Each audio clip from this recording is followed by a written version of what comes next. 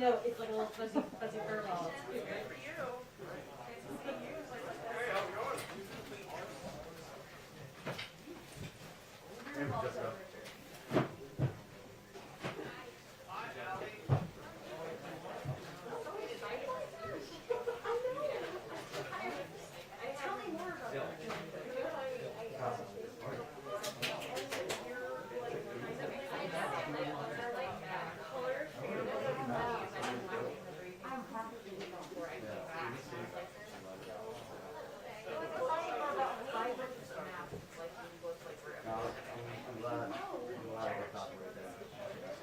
Thanks for the yours.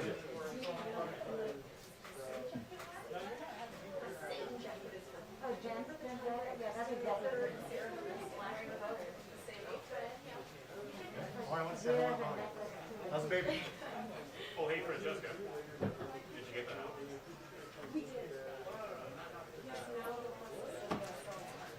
If you know anyone in DC, I'm selling mine, and I would like you to please buy it.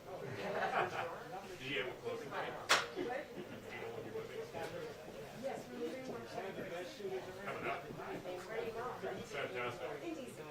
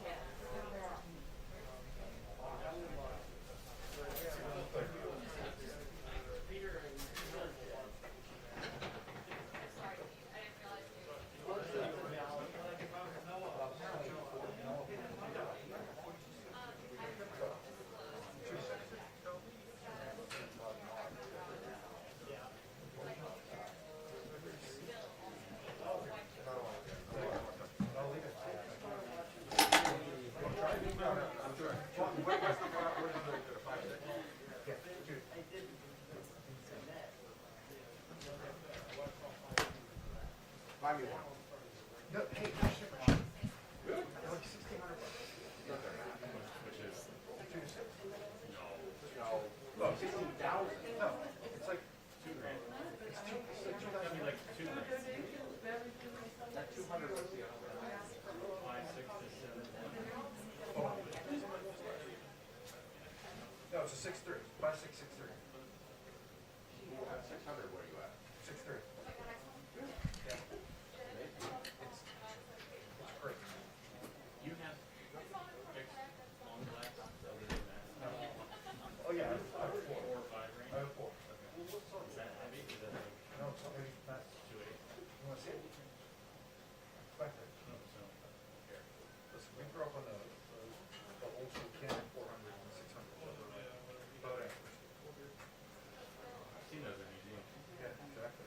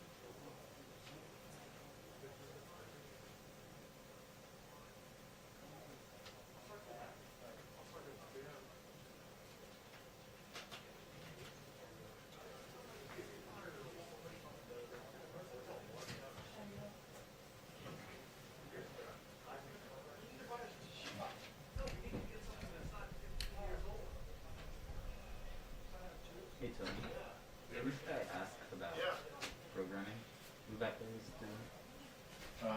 Yeah, I'll call it in that. I didn't know if one of you guys was unique back there. No.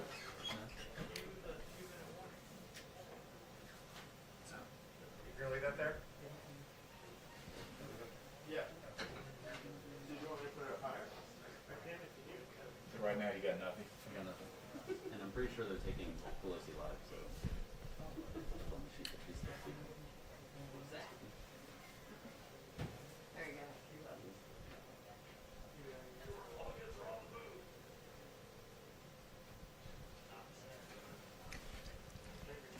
Hey, Stuart, Tony here, White House. Hey, IMV for Jeremy's seat. He's not hearing anything on IMV right now. Sure. So. Thank you. Okay, yeah, that's what he's looking to hear. Alright, cool. That man deal. Did you just finish?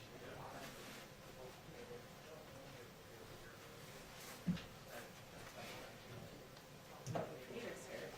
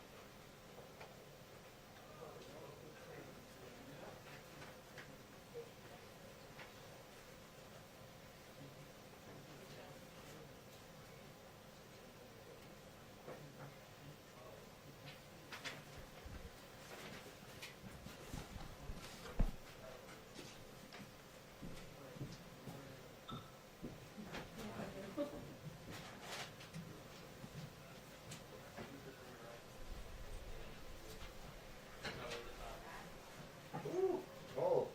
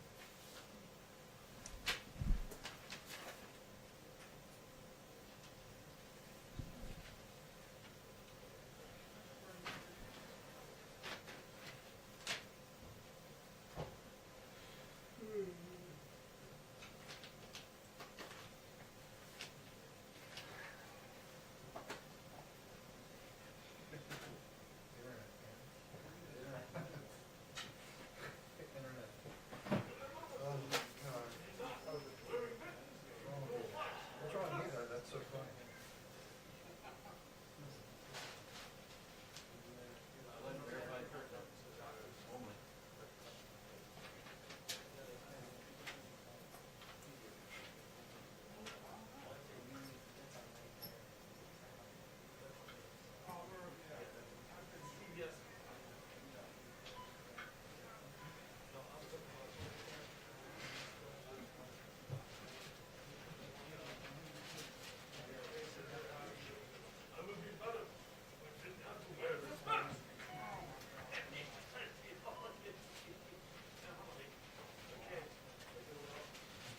Grocery checkout sound, doesn't it? What's that? It's like grocery Did checkout. you see that video?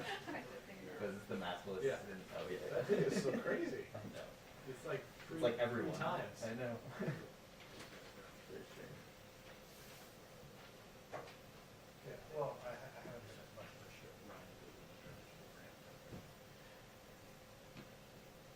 Oh, really? Naples, that's from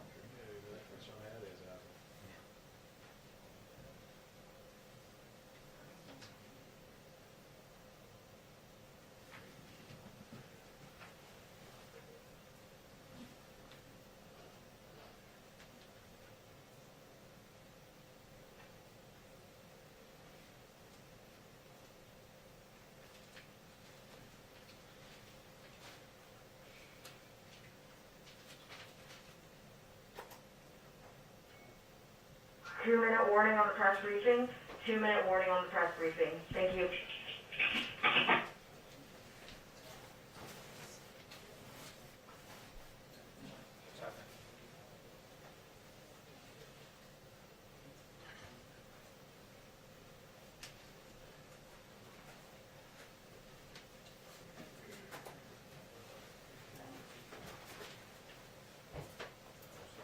You're all right. I just didn't want to bump you. No, of course not. If anything, I want to close.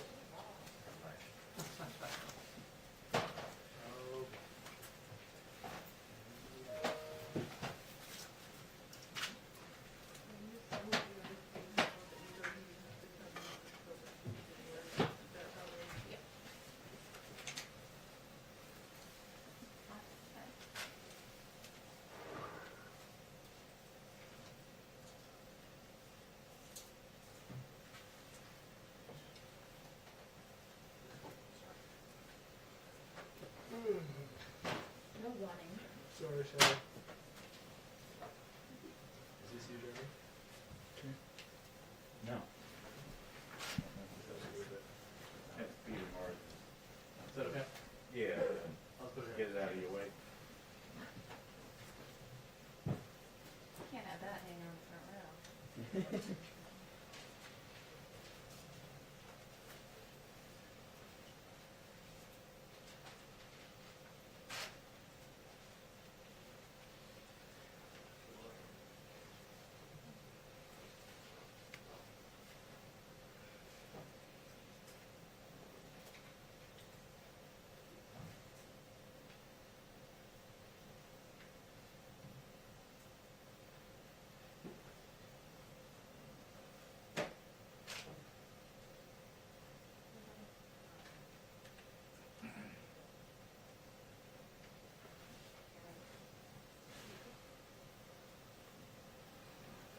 Hi, everyone.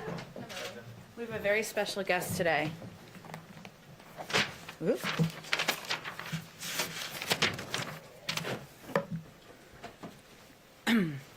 Since his inauguration, President Biden has put diplomacy at the center of United States foreign policy, grounding our international engagement in American values, rebuilding our alliances, and re-engaging with international institutions to help strengthen them. Obviously, part of his visit to the State Department is an emphasis on that. But to talk about the president's visit to the State Department today, as well as the executive actions he will sign on re-engaging the world with diplomacy, we're excited to welcome National Security Advisor Jake Sullivan to the briefing room.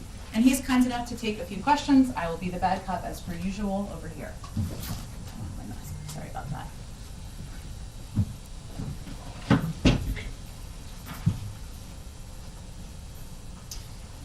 Hi, everybody. It's great to have the opportunity to be here. As Jen just mentioned, President Biden is going to be going over to the State Department to give remarks on foreign policy and national security today. It's not an action that he's chosen the State Department as the venue for these first remarks that he will make on this subject. He wants to send a clear message that our national security strategy will lead with diplomacy. And before he actually gives his speech, he'll meet with career professionals from the State Department's Foreign Service and Civil Service, who are the tip of the diplomatic spear. This is going to be the first in a series of visits he makes to the national security workforce at the Pentagon, at the intelligence community, and across the U.S. government. His remarks are not going to be the totality of his foreign policy. They're going to be focused on his early decisions and actions. And those early moves, the core strategic thrust of them is to establish a position of strength for the United States to be able to deal with both great power competition and the transnational threats that the American people face. So establishing this position of strength involves 5 major lines of effort. 1, investments at home to shore up our country's foundations. And the American Recovery Plan in that regard is not just a matter of economic policy, it's a matter of national security strategy as well. 2, revitalizing America's alliances. The president has spoken with key allies in both Europe and Asia. Just last night, he had the opportunity to speak with both the president of the Republic of Korea and the Prime Minister of Australia. And the national security team is working now with those allies to build out an ambitious agenda. 3, re-engaging key institutions and agreements as part of a new commitment to multilateralism in service of America's national interest. We've rejoined the Paris Climate Accord, and President Biden will be hosting a Climate Leaders Summit in April. We've reversed the decision to leave the World Health Organization. We've just yesterday extended the New START Treaty to maintain strategic nuclear stability with Russia for the next 5 years. 4, reasserting our values. The President, in the first 2 weeks, has reversed the Muslim ban, the ban on transgender service members serving in our military, and today he will announce an end to American support for offensive operations in Yemen. And 5, getting our global force posture right, making sure that our global force posture is consistent with our national security and diplomatic priorities. Today, he will announce that Secretary Austin will lead a global force posture review, and during the pendency of that review, will freeze any troop redeployments from Germany. Now, of course, establishing a position of strength also means building a national security team that's fit for purpose. And here at the National Security Council, not only have we reinforced and reinvigorated every element of our regional and functional work, we've added a new deputy for cyber and emerging technology. We've elevated democracy as a key part of the National Security Council's work. We've added a coordinator for the Indo-Pacific, and we've begun an intensive review of our strategies and resources towards the threat posed by domestic violent extremism.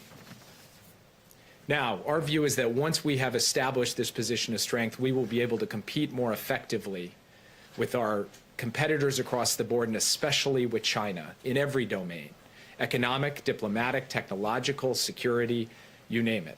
We'll be able to counter Russia more effectively, and we'll be better equipped to address threats from climate change to pandemics to nuclear proliferation. We will also be able to more effectively pursue a foreign policy for the middle class. This is not just a tagline, it's an organizing principle for the work that we will do. So what does that mean? What is a foreign policy for the middle class? Well, it starts with how we set priorities.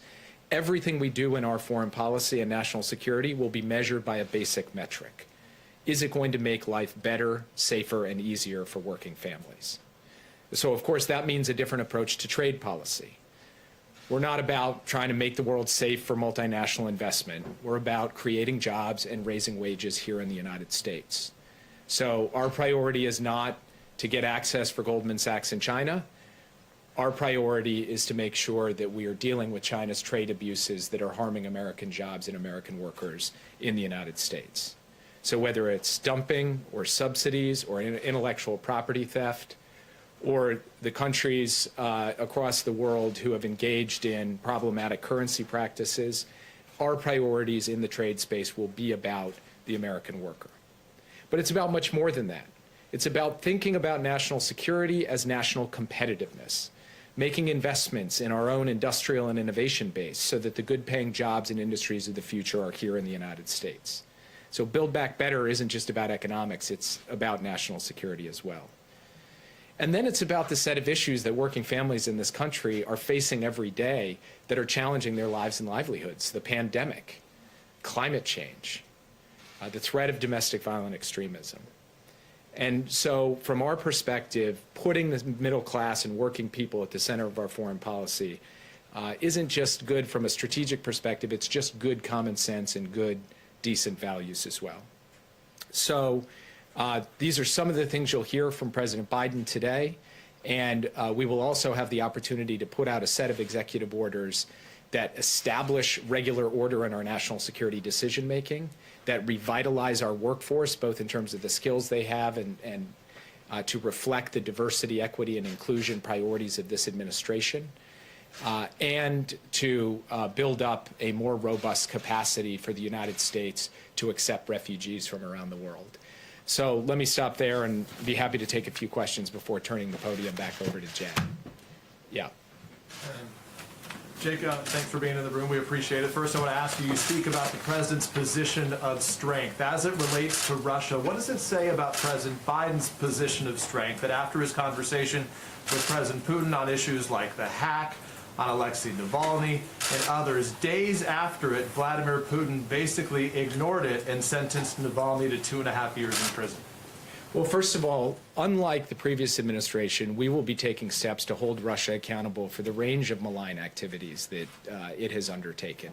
That includes interfering in America's democracy. It includes the poisoning of citizens on European soil with chemical weapons. It includes the types of hacks and breaches that you just referred to, and many other things as well.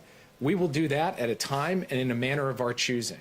And we believe that imposing those costs and consequences will have an effect on Russia's behavior going forward. Now, is it going to stop Vladimir Putin from doing everything we don't like? Of course not. But do we believe that we will be able to take a firmer, more effective line when it comes to Russian aggression and Russian bad behavior? Yes, we do. At the same time, I would just like to reiterate that that doesn't rule out being able to work with Russia where it's in our interest to do so. We can walk and chew gum at the same time. And the New START treaty and that extension, keeping a lid on nuclear proliferation, is in fact very much in America's national security interests. With another top-line issue, obviously, on your plate right now as it relates to Kim Jong-un and North Korea. You said that the president spoke now to the president of Korea, of course not to the head of the DPRK there. Does this White House, does President Biden have any intention to continue the diplomacy as it relates to Kim Jong-un? Will he meet with Kim Jong-un?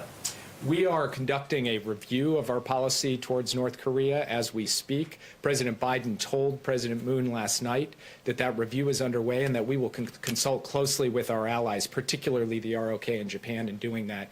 And I'm not going to get ahead of that review. Yeah. Question on immigration. When the president signed his executive order directing DOJ not to contract with private federal prisons, he did not extend that to DHS and ICE, which houses many undocumented immigrants. So is that something that he plans to do? And if so, why didn't he do it in that executive order? I would refer you to DHS and to Secretary Mayorkas for that. Yeah. Mr.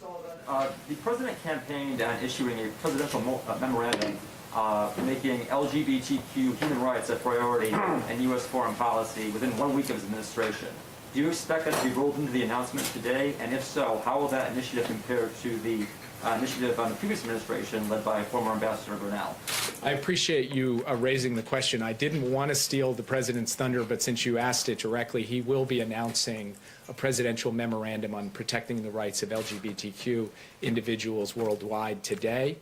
That will be part of his remarks at the State Department, and it reflects his deep commitment to these issues both here in the United States and everywhere around the world. And the United States will speak out and act on behalf of these rights as we go. Yes. Thank you so much. Just picking up on Peter's question on speaking from a position of strength, I want to talk about sanctions on Myanmar. Does the fact that we have Republican lawmakers who support the claim that the election was stolen, some potentially having ties to extremist groups who stormed the Capitol, does it make the job of the administration's foreign policy team more difficult to punish countries like Myanmar on the grounds of violations of democracy and rule of law?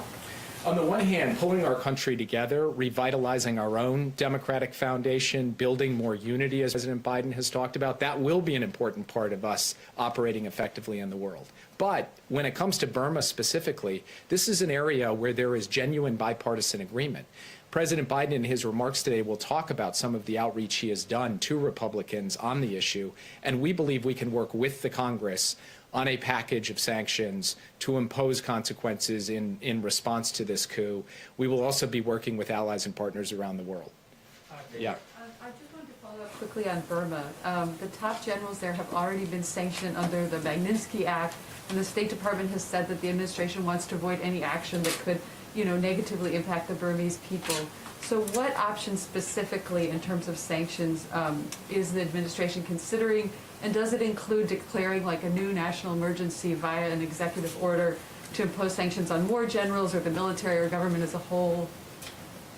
Without getting too far ahead of ourselves, we are reviewing the possibility of a new executive order, and we are also looking at specific targeted sanctions, both on individuals and on entities controlled by the military that enrich the military. So we believe we have plenty of space to be able to find the types of sanctions targets necessary to sharpen the choice for the Burmese military. Yeah.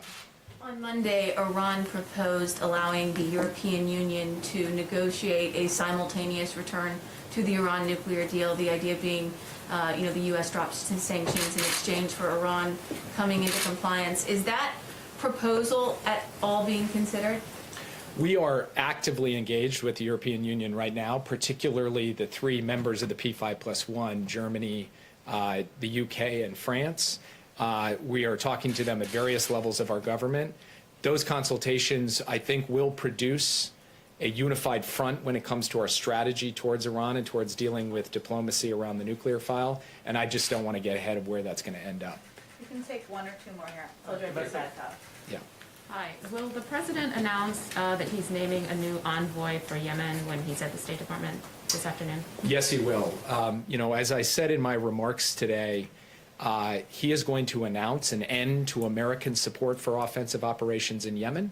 That is a promise that he made in the campaign that he will be following through on. But he will go further than that. He will talk about the United States playing a more active and engaged role in the diplomacy to bring an end to the conflict in Yemen, and that will include the naming of a special envoy, which will happen today. Last question, yeah. Jake, could you first, just real quick on Yemen, to follow up, could you first explain a little bit more in detail what an end to American support for offensive operations entails, and does that extend to actions against AQAP in that region, and has President Biden informed the leaders of Saudi Arabia and the UAE already? So it does not extend to actions against AQAP, which are actions that we undertake in service of protecting the homeland and protecting American interests in the region and our allies and partners. It extends to the types of offensive operations that have perpetuated a civil war in Yemen that has led to a humanitarian crisis. The types of examples of that include 2 arms sales of precision-guided munitions that the president has halted that were moving forward at the end of the last administration. We have spoken with both senior officials in the UAE and senior officials in Saudi Arabia. We have consulted with them. We are pursuing a policy of no surprises when it comes to these types of actions, so they understand that this is happening and they understand our reasoning and rationale and for it. And just more broadly, a more thematic question. You guys have announced that you're reviewing a number of malign actions carried out by other countries, whether it's Russia or China or other countries. Does President Biden feel a responsibility to impose consequences for actions undertaken by other countries in the last several years where President Trump gave those countries a pass? And if so, how far back does that extend? I think the way that President Biden looks at this is it doesn't matter who the occupant of the Oval Office is if this country gets attacked, if our elections get attacked, if our critical infrastructure gets attacked, if our troops are threatened by foreign actors. He's going to respond to establish deterrence and to impose consequences. So he doesn't have a particular time or date from when that starts, and he certainly will look at actions undertaken during the Trump administration as attacks not on President Trump, but as attacks on the United States of America. Thank you, guys. Thank you, Jake. Thank you, Jake. Okay. Just a couple of other things I just wanted to go through. President Biden delivered an address about faith and unity at the National Prayer Breakfast this morning. I should say it was via a video. This event was entirely virtual this year because of COVID, with all speakers delivering taped remarks. Alongside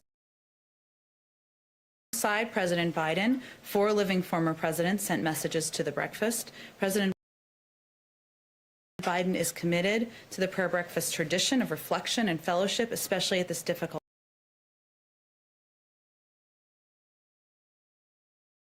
time in our nation's history. And a little piece of history for all of you.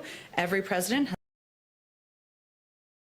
has attended the breakfast since Dwight D. Eisenhower made his first appearance in 1954. A little trivia for your dinner table. Okay, a couple of other updates. The president and his administration, all of us, are continuing their close engagement today on the American Rescue Plan, a top priority for him and all of us at this moment, including outreach to lawmakers and stakeholders, as well as our continuing work to make the case directly to the American people. We're heartened that Congress is moving quickly on this. Over the next several days, committees will have a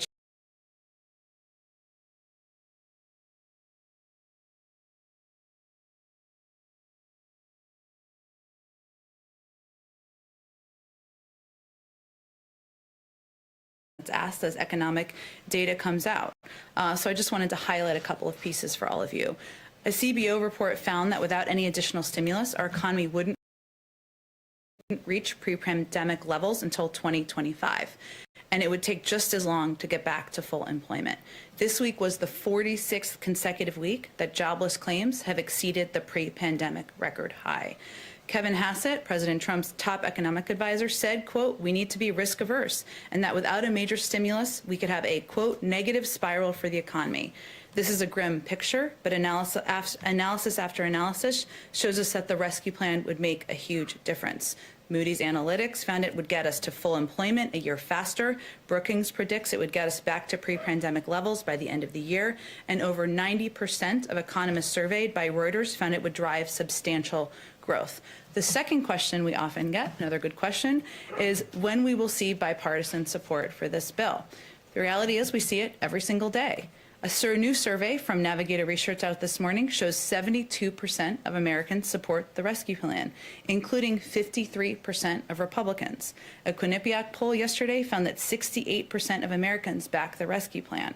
A Yahoo YouGov survey on Monday showed that over 2/3 support the package. So I just wanted to highlight a couple of those pieces. Those are excellent questions we get in here, but we did a little thinking about your questions. Last thing I just wanted to do at the top, Kristen, who's back today again, asked a great question about the Artemis program, which I dug into, and I'm very excited about it now to tell my daughter all about it. So for those of you who have not been following it as closely, through the Artemis program, the United States government will work with industry and international partners to send astronauts to the surface of the moon, another man and a woman to the moon, which is very exciting, conduct new and exciting science, prepare for future missions to Mars, and demonstrate America's values. To date, only 12 humans have walked on the moon. That was half a century ago. The Artemis program, a waypoint to Mars, provides exactly the opportunity to add numbers to that, of course. Lunar exploration has broad and bicameral support in Congress, most recently detailed in the FY 2021 omnibus spending bill, and certainly we support this effort and endeavor. Why don't we go to you first, Arlene? Thank you. Can you update us on the president's thinking on the issue of forgiving student loan debt? There are some groups that are pushing for the president to forgive all student loan debt, and where does he stand on that? Sure. The president has and continues to support canceling $10,000 of federal student loan debt per person as a response to the COVID crisis.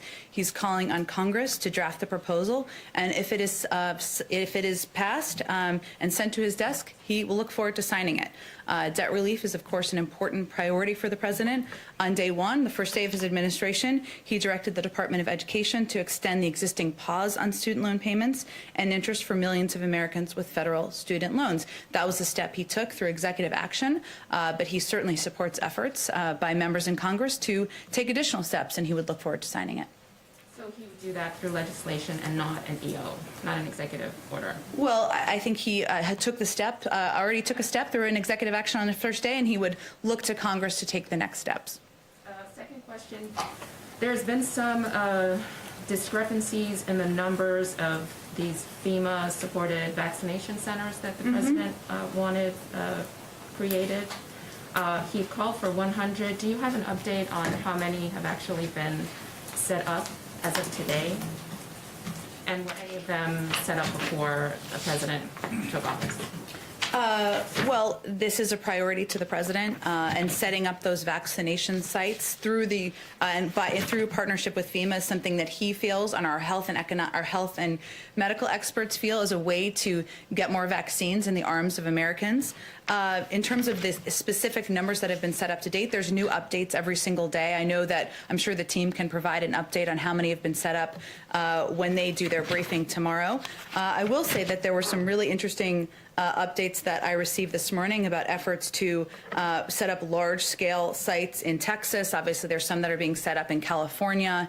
They're looking for space where they can have great capacity to bring people in and vaccinate as many people as possible. But it's ongoing, and I'm sure the health team will be able to provide an update on the specific numbers.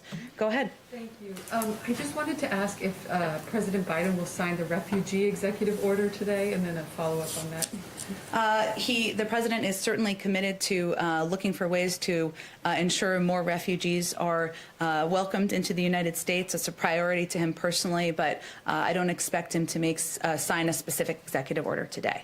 Do you expect him to announce his intent to raise the cap for the fiscal year for refugees to like a prorated annual 125,000, which would be around, I guess, 80,000 for the year? I think New York Times reported that.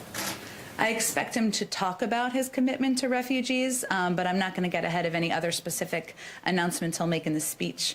You guessed there's been good reporting, as Jake confirmed a lot of pieces. Go ahead, Mario. Thanks, Jen. Has the president been briefed yet from Secretary Yellen's meeting this morning with financial regulators over market volatility like GameStop? And is he expecting her to deliver potential options to address that? I would send you to the Department of Treasury. Obviously, they oversaw the meeting. I'm not even sure what time it took place. I would defer to them on that and any specific details they want to read out from it. Go ahead, Jeremy. Jen, one of the biggest criticisms of President Trump's approach to handling the coronavirus was that the administration didn't provide clear guidance to states about when they should shut down, when they should reopen. Dr. Vivek Murthy, back in November, talked about a national alert system that would be needed. Is that something that the administration is planning to implement, some kind of color-coded system to tell states, when, by which criteria they should reopen or shut down? Is that something you guys are considering or planning to implement? I'm happy to talk to our health team, and you'll have another briefing with them tomorrow. Obviously, a number of options are under consideration to both make sure Americans are safer and that we're doing everything necessary to communicate with them accurately, how to keep themselves and their families safe, but also how to better communicate with governors and mayors. Some of that is reopening the line of communication, which was somewhat shut at times, according to governors, during the last administration, and ensuring, which is one of the things that governors have requested, they have a better heads up on how many vaccines they will have access to so they can do better planning. Also working with them and tapping into FEMA, a question that came up earlier, utilizing their resources to be able to kind of mass vaccinate people in larger locations. So those are a lot of the ways that we're implementing it to date. There are a range of options on the table, but I don't have any updates on an alert system. For a national alert system. I don't have any update on it, but again, you'll have an opportunity to talk to our health team tomorrow, and that's a good question to ask them. Secondly, American Airlines and United Airlines are planning to furlough about 27,000 employees by the end of next month as their federal payroll aid runs out. Does President Biden support giving those airlines more financial aid, and does he support including that in this coronavirus relief package? I think the president's priorities are already in the package, and they are focused on ensuring there's funding to get vaccines in the arms of Americans, funding to reopen schools, ensuring that the 1 in 7 Americans families who can't put food on the table is worried about that, is able to do that. As you know, there's a process that will be ongoing on Capitol Hill over the course of the next days and through the course of next week, where there will be amendments put forward to work on committees, but I think the priorities of the president are already in the bill. And just a foreign policy question. Avril Haines made clear that she would absolutely comply with the law requiring the intelligence community to provide Congress with a declassified report on who was responsible for the death of the journalist Jamal Khashoggi. When can we expect to see that? And is President Biden considering sanctioning Saudi Arabia for that murder of Jamal Khashoggi? Well, as you noted, that review would come out of the intelligence community, and it will be released on the timeline of when it's completed, and we certainly would never take a step to expedite or change the timeline that works best for them. And then, as Jake also noted, there's an ongoing review of a range of our foreign policy, our national security policies, certainly including in terms of our relationship with Saudi Arabia, but I don't have anything to preview for you at this point in time. Go ahead, Peter. Jen, as it relates to COVID relief, you said the president wants to take care of people that need the help the most. Obviously, a lot of Americans right now say that they need help. So how do you determine who needs help and who doesn't? Where do you draw that line? Well, again, Peter, I think what we're hoping to do through the package is provide assistance to Americans who are struggling to make ends meet. at this moment in time. And you're right, there's a large swath of Americans who are struggling through this moment in time because they fear about their health, the health of their grandparents, of their cousins, of their parents, and also people who worry about their kids going back to school and their desire to get their kids back in school and continue learning. The package itself, again, is of course a priority of the president. It is not the end of our work or the end of his efforts to help bring relief to the American public.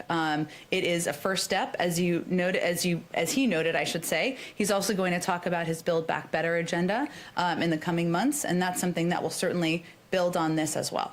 So then, I guess, how soon, for the Americans who are listening to every word that's here, how soon should they expect that relief to come? And can you guarantee that it's going to be there before the March 14 deadline when unemployment insurance, for example, expires? You're right, and that's something that we're very mindful of here. The president's mindful of, the vice president's mindful of, our economic team is certainly mindful of, Peter, and that's one of the reasons why the president has been so firm in his insistence that the $1,400 checks remain intact and that they go out to the American people. There's a process underway in Congress. Next week, the committees will be doing the work that they should be doing, that they do through the budget reconciliation process. We have been very clear about our own view of the urgency here, and we're hopeful that, and we're confident that Congress shares our view of that. The president talks about bipartisanship. He's met with Senate Republicans, then Senate Democrats, then spoke to House Democrats. When is he going to meet with or speak to House Republicans? He's every single day. He is meeting with members of both parties, engaging with members of both parties. That work is not done, but I don't have a meeting to announce for you here today. Clear, though, has he spoken or has he met with Kevin McCarthy yet, the leader of the? I don't have any calls to read out for you. Our team remains in touch, again, with Democrats and Republicans, members of our economic team, members of our political teams. We are certainly engaged with all offices that have an interest in engaging with us. Last question, if I can. Hunter Biden has a memoir to be published in April. I guess my question is that book subject to the clearance process, to a clearance review? Well, for those of you who had not seen the news, it was announced, I believe, by Simon & Schuster this morning. I do have a statement from Joe and Jill Biden in their personal capacity as his parents. We admire our son Hunter's strength and courage to talk openly about his addiction so that others might see themselves in his journey and find hope. This is a personal book about his own personal journey, and I will leave it at that. Go ahead. Jen, can you give us a sense of the scope and scale of U.S. commitment to COVAX beyond the $4 billion that have been approved by Congress for Gavi, the Vaccine Alliance, in December, I believe? Will there be additional funding for COVAX? We have reiterated our commitment to COVAX. I don't have any additional funding, though, to announce today. Okay, so can you also just comment on the administration's position on the vaccine diplomacy that's being employed by China as well as India? Tell me a little bit more about what you're looking for. So what's the administration's position on countries like China and India, who is essentially using vaccine to buy influence to improve diplomatic ties with other countries? What's the administration's position on that? Well, our position is that we're focused on ensuring that the American people are vaccinated, that we are getting as many shots in the arms of Americans as possible. We rejoined the World Health Organization so that the United States can have a seat at the global table in order to play a constructive role in getting safe and effective vaccines in the arms of Americans. I'll leave it at that. Go ahead.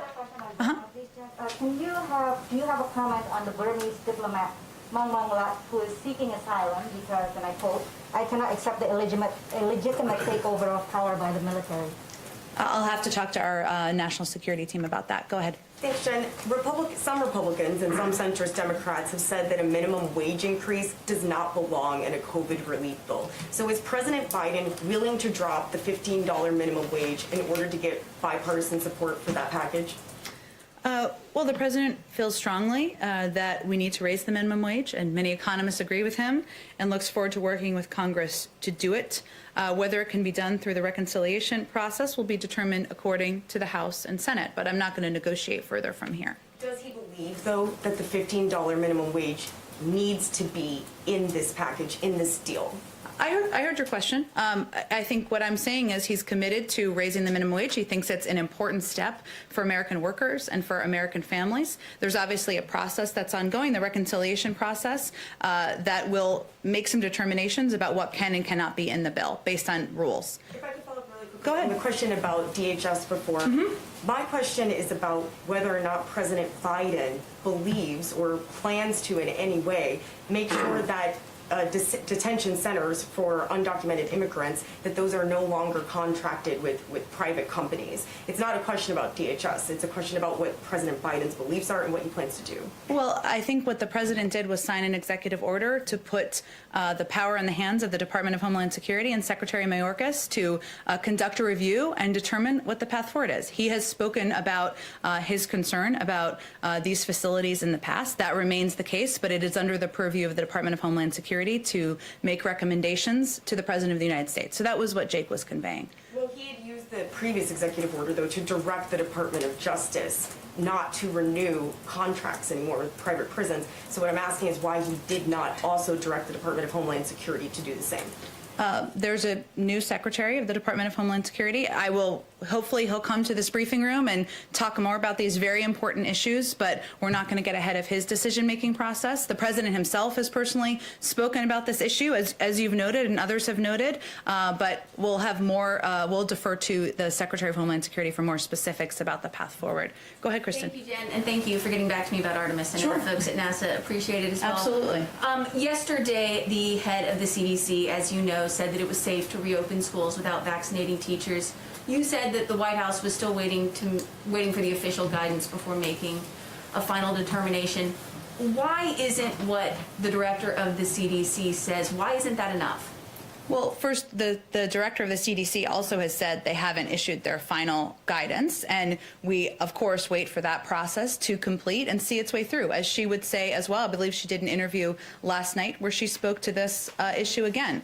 The president, let me be crystal clear, wants schools to open. He wants them to stay open, and he wants to do that safely. And he wants health and medical experts to be the guides for how we should do exactly that. So we're just not. Dr. Walensky spoke to this in her personal capacity. Obviously, she's the head of the CDC, but we're going to wait for the final guidance to come out so we can use that as a guide for schools around the country. And so, if this final guidance comes out, and it says that it is fine for schools to reopen without vaccinating teachers, can you say now that that is what President Biden will support? Well, I'm happy. I hope you'll come back whenever the guidance comes out. The president has prioritized, believes it should be a priority for teachers to be vaccinated.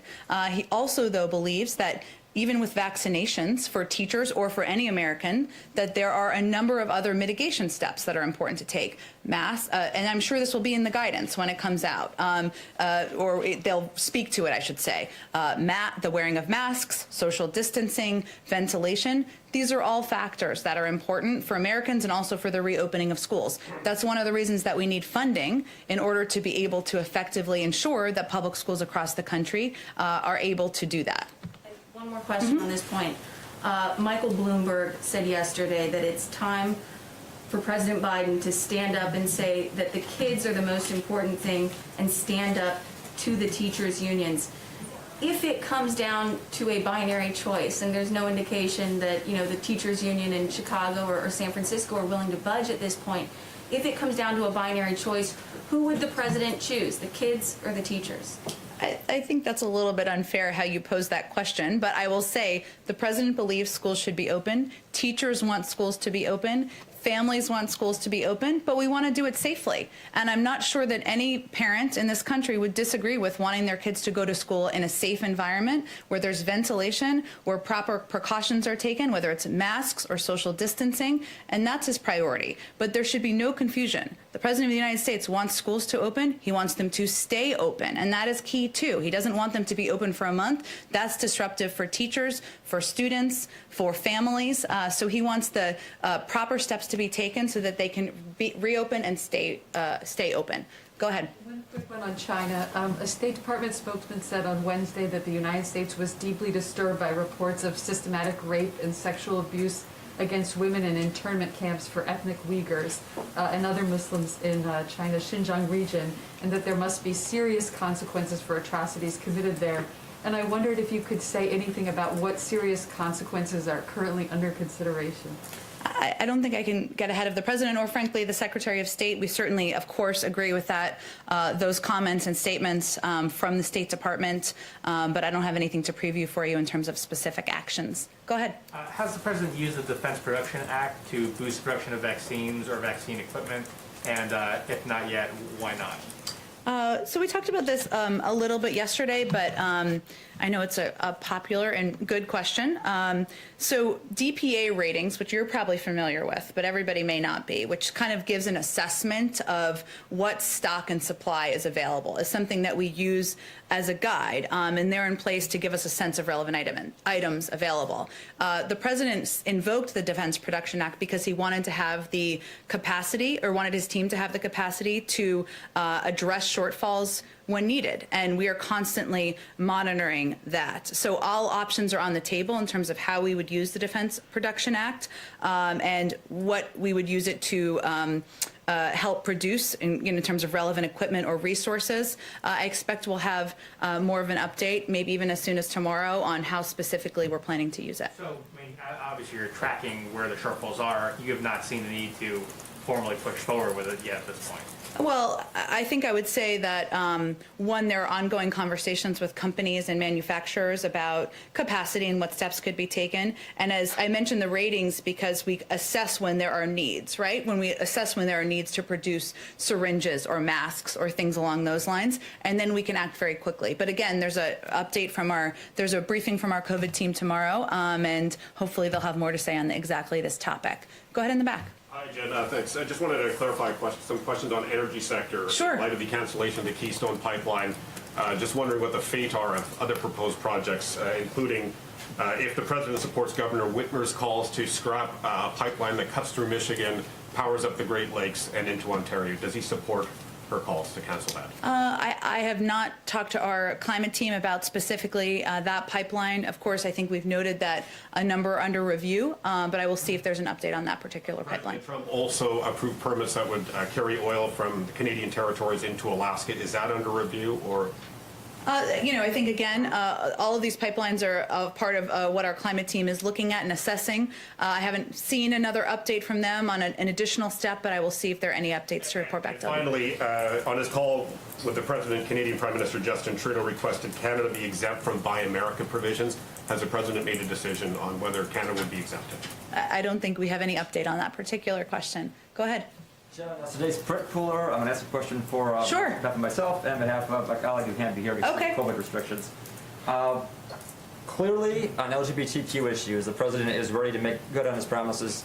Over the course of the campaign, with the 2 executive orders he signed in the first days of office relating to non-discrimination and the transgender military ban, and just moments ago we had Jake Sullivan say the president's going to sign a memorandum for LGBTQ human rights worldwide. However, the cornerstone of the president's promise to the LGBT community was the Equality Act, which would be legislation to expand the prohibition on anti-LGBTQ discrimination. The president said he would sign that legislation within 100 days in office. Does he stand by that? He stands by it. I would say that there's some actions that need to be taken by Congress, of course, as you know, and we're only on day, what are we on now, 15? Okay, so 16, 17? All right, right around there. So we have 85 days to go. Well, why don't we let the president himself speak out on this legislation? I think the president has been out speaking out about a range of issues he's committed to, including many on LGBTQ rights over the course of the last 2 weeks of his presidency, and he will continue to be, but I don't have any scheduling updates for you at this point in time. And now to my colleague. Sure. Texas is expected to cut Planned Parenthood out of its Medicaid program imminently after a federal appeals court ruled it could do so. Is the Biden administration planning to step in and take action, as was done under the Obama administration, to prevent states from cutting Planned Parenthood and other abortion providers from Medicaid programs? Well, the president's views are clear and consistent on this issue. Just last week, in an executive order, he reissued guidance specifying that states cannot refuse Medicaid funding for Planned Parenthood and other providers. HHS would certainly have more specific details, but they have stated they're committed to protecting and strengthening the Medicaid program, as is the president, consistent with the executive order we released last week. Go ahead, Katie. Thanks, Jen. I know you said that you will not talk about Marjorie Taylor Greene in the briefing room, but I want to try this question another way. Sure. What is the president's stance on a majority party potentially establishing a precedent that would result in the stripping of committee assignments, as Republicans have said? Look, I would say that it's not the role of the president or the role of the White House press secretary to do analysis on the fissures in the Republican Party and the actions that may be taken in Congress as a result. And another one, what is the president's view on the bill that Senator Romney is expected to introduce today? It could include up to $4,200 per child to families, but would eliminate existing welfare programs and tax credits. Is that compromise, or would that be a non-starter? I know that reporting just came out, I believe, right before I came out here, so I haven't spoken with the economic team about it. Certainly efforts to provide additional funding for, I believe you said, a child tax credit? Child tax credit? It would actually eliminate existing welfare programs and some existing tax credits. Well, again, the reporting just came out right as I was walking out here, so I haven't talked to our economic team about it.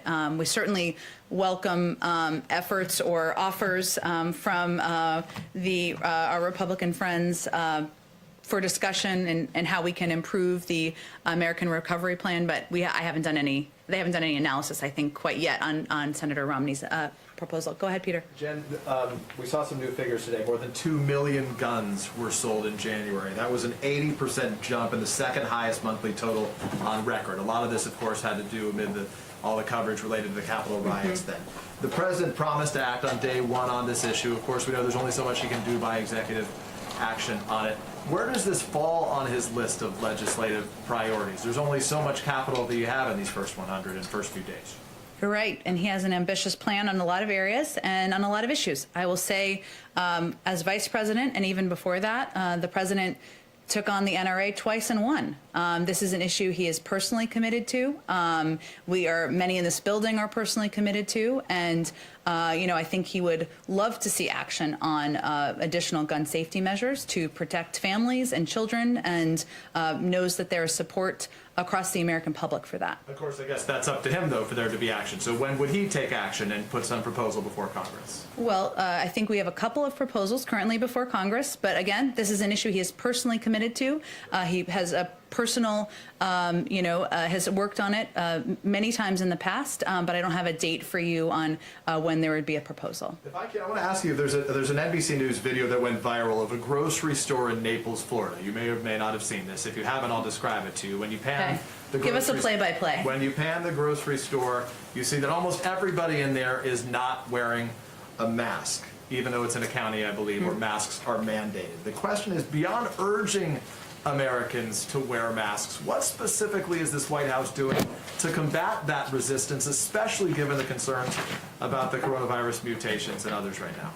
Well, one, we are trying to communicate about it as frequently as possible. Obviously, as you see, I wear a mask out here. I take it off when I come to the podium based on the recommendations and advice of our health and medical experts. You all are wearing masks right now, and the president has taken steps that are possible through his federal authorities, including mandating them on public lands, on airplanes. But part of what we're also trying to do is make our health and medical experts available to ensure people understand, and I'll reiterate it here today, it's not just a vaccine, is obviously an incredible medical breakthrough, and we want every American to have one. But even after you're vaccinated, social distancing, wearing masks are going to be essential, and we'll need to continue communicating about that through health and medical experts. So what do you say to those folks? What do you say to the folks like those that we saw in this video? I believe one of the folks who owns or runs that store who said he doesn't believe that 450,000 Americans have died of coronavirus. At the end of the day, we need everybody on board to beat this virus.